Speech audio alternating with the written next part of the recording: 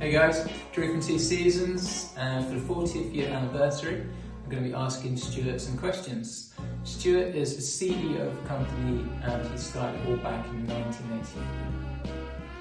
How did Twoseasons start and what was the reasoning behind it? Well, it was just really by accident. My father had an import business, importing some ski stuff from Italy. I was at university, came back looking for something to do in the summer, said I'd look after the store, and I ended up running the store, working in the store, and it all started from there. A real passion for skiing, bred from going on a school ski trip, so I just wanted to be able to make enough money to go skiing each season, so I guess that was the real driver. What makes Twoseasons different? I think we've always tried to be inclusive, not too pretentious, family orientated, so we've always been that sort of friendly face.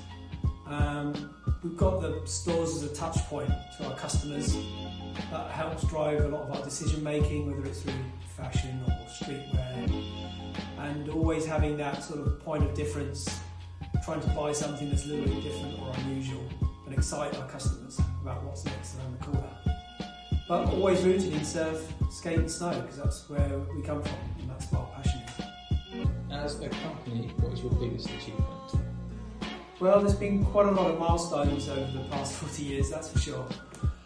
But I suppose, really, the biggest challenge was reopening the business after we bought it back from board riders, particularly reopening the stores in the middle of the COVID pandemic. That was a real challenge, but working with some great people, we managed to open 6 stores through that real difficult period, and that was, I think, one of a good achievement that I'm really proud of. What's your favourite memory of the last 40 years? Ooh, there's been quite a few. I suppose the most unusual one and the one that sticks is when we opened the Nike footwear account back in the early 80s when they first arrived in the UK. And the reason we did that was so that we could buy enough shoes, trainers, to swap with another retailer for some ski boots that we needed. And that, believe it or not, we weren't aware at the time that Nike was going to be such a big brand, as it just landed in the UK.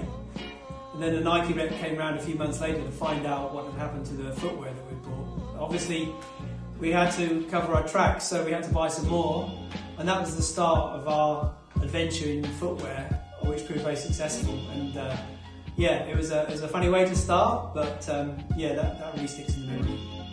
What's one thing you wish you knew before starting the company 40 years ago?